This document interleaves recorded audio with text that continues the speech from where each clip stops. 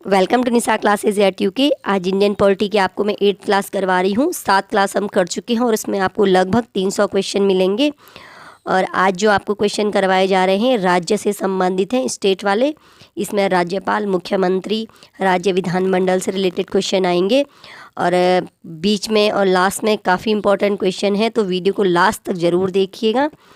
और चलिए पहले स्टार्ट करते हैं। पहला क्वेश्चन, किस संविधान संशोधन द्वारा यह जोड़ा गया कि एक ही व्यक्ति को 2 या अधिक राज्यों का राज्यपाल बनाया जा सकेगा? ये जोड़ा गया 7वें संविधान संशोधन 1956 के द्वारा। इसका मतलब पहले क्या था कि जो मूल संविधान में क्या लिखा गया है, प्रत्येक राज्य का एक राज्यपाल होगा, लेकिन बाद में 7वें संविधान संशोधन 1956 द्वारा व्यवस्था की गई कि एक ही व्यक्ति को 2 या अधिक राज्यों का राज्यपाल बनाया जा सकता है। बहुत ही ज़्यादा इम्पोर्टेंट क्वेश्चन है, याद जरूर कीजिएगा। नेक्स्ट है, ऐसे कौन से राज्य हैं जिनके राज्यपालों को राज्य में जनजातियों के कल्याण हेतु एक मंत्री की नियुक्ति का दायित्व दिया गया है? तो 4 राज्य हैं, छत्तीसगढ़, झारखंड, मध्य प्रदेश और उड़ीसा, जहां जनजातीय कल्याण मंत्री रखा जाता है। राज्यपाल की नियुक्ति कौन करता है? तो राज्यपाल की नियुक्ति करता है राष्ट्रपति। और राज्यपाल को शपथ कौन दिलाता है? तो शपथ दिलाएगा संबंधित राज्य का मुख्य न्यायाधीश। जिस राज्य का राज्यपाल है उस राज्य का मुख्य न्यायाधीश। राज्यपाल किसके प्रसाद पर्यंत पद धारण करता है? तो राष्ट्रपति के प्रसाद पर्यंत, यानी राष्ट्रपति जब चाहे राज्यपाल को हटा सकता है। नेक्स्ट देखते हैं, राज्यपाल किसको संबोधित त्यागपत्र द्वारा अपना पद छोड़ सकता है? ये जो है वो राज्यपाल को अपना त्यागपत्र संबोधित करेगा। नियुक्ति भी इसको राष्ट्रपति करेगा और त्यागपत्र भी किसको देगा? राष्ट्रपति को। जब 2 या 2 से अधिक राज्यों का एक ही राज्यपाल हो तो उनका वेतन कौन निर्धारित करेगा? उस राज्यपाल का राष्ट्रपति निर्धारित करेगा। नेक्स्ट है, ऐसी कौन सी शक्तियां हैं जो राष्ट्रपति को प्राप्त हैं परंतु राज्यपाल को नहीं?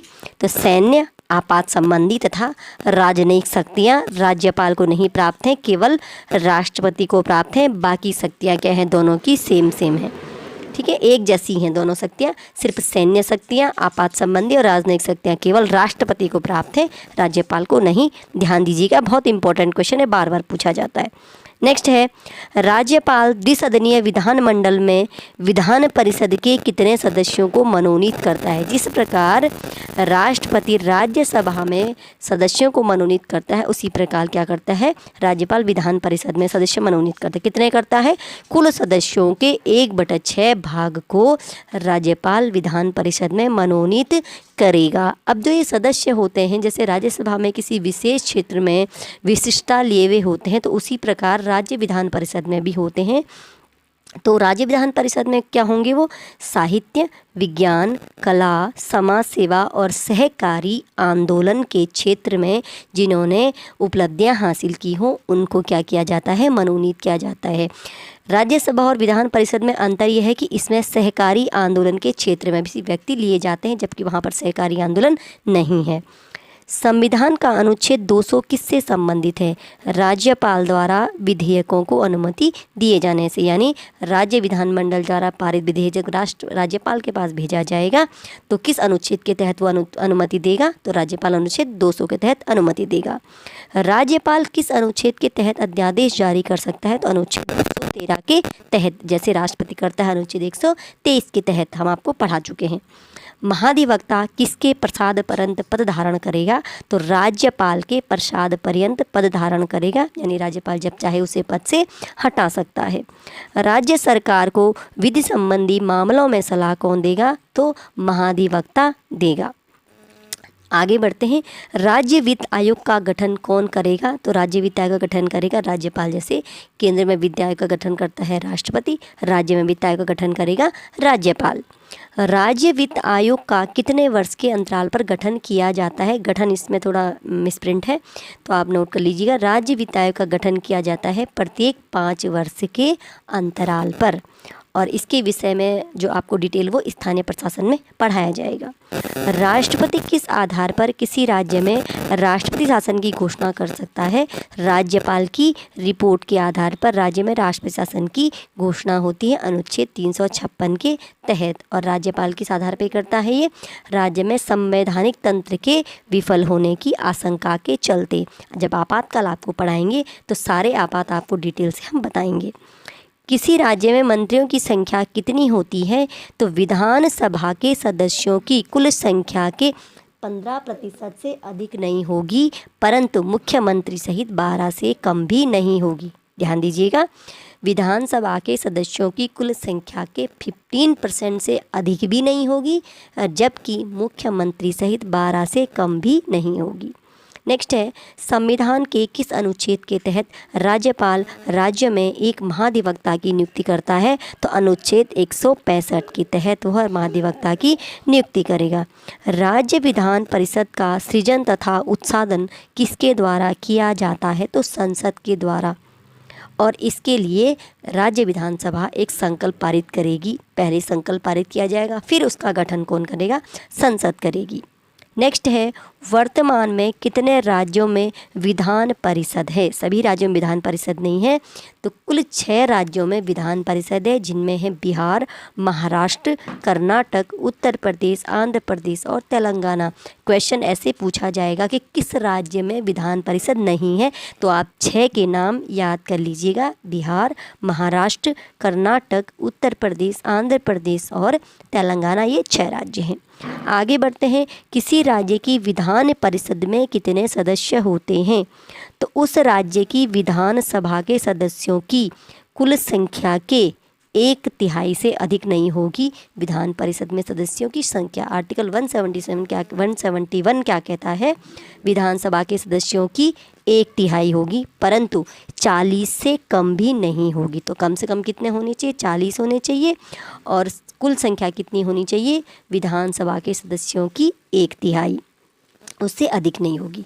विधान परिषद किस प्रकार का सदन है? तो यह एक स्थायी सदन है जिसका विघटन नहीं होता है, जैसे राज्यसभा का विघटन नहीं होता है। विधान परिषद के सदस्यों का कार्यकाल कितने वर्ष का होता है? तो इनका होता है 6 वर्ष का। विधानसभा के सदस्य होते हैं 5 वर्ष के लिए चुने जाते हैं, जबकि जो विधान परिषद के सदस्यों का कार्यकाल होगा 6 वर्ष का होगा। तो विधान परिषद और राज्यसभा लगभग समान है, लेकिन विधान परिषद में ये कि विधान परिषद जो है वो सभी राज्यों में नहीं है, केवल कुछ राज्यों में ही है। और हमने आपको बता दिया कितने राज्यों में विधान परिषद है, तो हमारे देश में 6 राज्यों में विधान परिषद है। अब नेक्स्ट है, प्रत्येक 2 वर्ष पर विधान परिषद के कितने सदस्य सेवानिवृत्त हो जाते हैं? तो 1/3 सदस्य, यानी विधान परिषद की सदस्यों की कुल संख्या के 1/3, इसको 1/3 बोलो चाहे आप इसको 1/3 करो, तो कुल संख्या के 1/3 सदस्य क्या होंगे? प्रत्येक 2 वर्ष पर सेवानिवृत्त हो जाएंगे। ये किसके लिए है? विधान परिषद के लिए। ध्यान दीजिएगा, विधानसभा के लिए नहीं है, बल्कि किसके लिए है? यह विधान परिषद के लिए है। तो डिफरेंस है इसलिए आप क्वेश्चन को ध्यान से पढ़िएगा और स्किप मत कीजिए। नेक्स्ट है, राज्य विधान परिषद के गठन की व्यवस्था संविधान के किस अनुच्छेद में है? तो अनुच्छेद 169 यानी 169 में विधान परिषद के गठन की बात की गई है। ये एग्ज़ाम में बहुत बार पूछा जाता है विधान परिषद। आपको विधानसभा नहीं पूछा जाएगा, आपको विधान परिषद पूछा जाएगा। तो अनुच्छेद कौन सा? 169, 169। आगे बढ़ते हैं, विधानसभाओं में अनुसूचित जातियों तथा अनुसूचित जनजातियों यानी SC और ST के लिए जो आरक्षण है विधानसभा की सीटों में, वह प्रावधान संविधान के किस अनुच्छेद में है? तो आर्टिकल 332। अनुच्छेद 332 में किसके लिए आरक्षण है? विधानसभाओं में SC और ST अनुसूचित जातियों और जनजातियों के लिए आरक्षण का प्रावधान है। बहुत ध्यान से क्वेश्चन को याद कीजिएगा, भाषा ध्यान से पढ़ लीजिएगा। विधानसभा का कार्यकाल कितने वर्ष का होता है? तो जैसे लोकसभा का 5 वर्ष के लिए होता है, वैसे ही विधानसभा का होता है 5 वर्ष के लिए। आगे बढ़ते हैं। विधानसभाओं में आंग्ल भारतीय सदस्यों का मनोनयन कब से समाप्त किया गया? पहले होता था, तो जो हमारा जो नया संविधान संशोधन हुआ उसके बाद अब क्या व्यवस्था की गई है कि 25 जनवरी 2020 के बाद जिन विधानसभाओं का गठन हुआ है वो अब आंग्ल भारतीय सदस्य का मनोनयन नहीं होगा। यानी 25 जनवरी 2020 की डेट आप याद कर लीजिएगा। इसके बाद जिन विधानसभाओं का गठन हुआ है वहाँ पर एंग्लो इंडियन सदस्य मनोनीत नहीं होगा। क्या राज्य विधानमंडल में संयुक्त बैठक की व्यवस्था है? नहीं। जिस प्रकार सेंटर में लोकसभा और राज्यसभा के बीच गतिरोध के बाद संयुक्त बैठक होती है, राज्य विधानमंडल में नहीं होती है। अनुच्छेद 221 से संबंधित है। राज्यपाल द्वारा राष्ट्रपति के विचार हेतु आरक्षित विधेयक से। राज्यपाल के पास यह व्यवस्था है कि अगर उसे जो विधानसभा द्वारा विधानमंडल द्वारा पारित विधेयक है वह अगर उस पर अनुमति नहीं देता है या अनुमति दे सकता है तो उसमें एक ऑप्शन ये भी है कि वह राष्ट्रपति के विचार हेतु विधेयक को आरक्षित कर ले, और यह किसमें मेंशन किया गया है? आर्टिकल 201 में बोला गया है। नेक्स्ट है, राष्ट्रपति के विचार हेतु जो आरक्षित विधेयक होते हैं क्या राष्ट्रपति उन्हें पुनर्विचार के लिए वापस विधानमंडल को भेज सकता है? हाँ, पुनर्विचार के लिए भेज सकता है। नेक्स्ट, विधानमंडल द्वारा पुनर्विचार के बाद राष्ट्रपति को पुनः जब विधेयक प्रस्तुत किया जाएगा तो क्या राष्ट्रपति उस विधेयक पर अनुमति देने के लिए बाध्य है? नहीं। जैसे सेंटर में होता है वो दोबारा पुनर्विचार के बाद बाध्य है, तो विधानसभा के मामले में बाध्य नहीं है। किस विधेयक को राष्ट्रपति पुनर्विचार हेतु राज्य विधानमंडल को नहीं भेज सकता? तो धन विधेयक वो पुनर्विचार के लिए नहीं भेज सकता है। राज्य की संचित निधि की चर्चा संविधान के किस अनुच्छेद में की गई है? तो अनुच्छेद 266 में। राज्य की आकस्मिकता निधि किसके अधिकार में रहती है? तो यह रहती है राज्यपाल के, जैसे सेंटर की रहती है राष्ट्रपति के अधिकार में। राज्यपाल की ओर से आकस्मिकता निधि का संचालन कौन करता है? राज्य सरकार का वित्त सचिव इसका संचालन करता है। आगे बढ़ते हैं। विधानसभा में अधिकतम कितने सदस्य हो सकते हैं? तो विधानसभा में सदस्यों की संख्या अधिकतम कितनी होगी? 500 से अधिक सदस्य नहीं होंगे। अलग अलग राज्यों में विधानसभा के अलग अलग सदस्यों की संख्या है।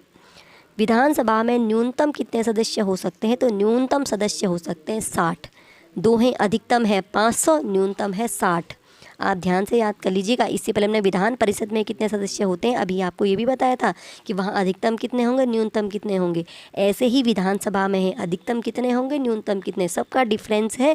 इसलिए एक एक चीज़ को आप क्लियर बिल्कुल ध्यान से पढ़ना बहुत आवश्यक है। इसीलिए बोला जा रहा है वीडियो को स्किप मत कीजिएगा, वीडियो को ध्यान से भाषा के साथ पढ़िएगा, तभी माइनस मार्किंग में आप अपना आंसर और मार्क्स कन्फर्म कर सकते हैं। तो विधानसभा में अधिकतम सदस्य हैं 500, न्यूनतम सदस्य हैं 60। और इससे पहले हमने आपको बताया था विधान परिषद के बारे में।